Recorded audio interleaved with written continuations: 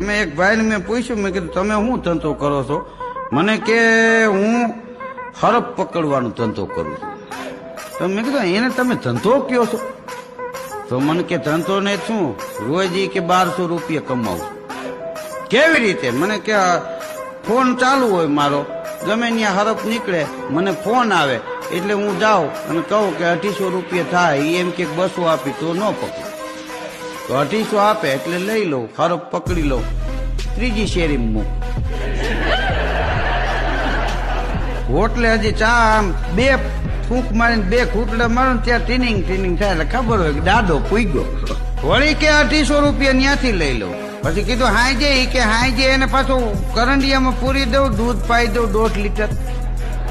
વળી સવારે 10:30 થી ધંધો ચાલુ.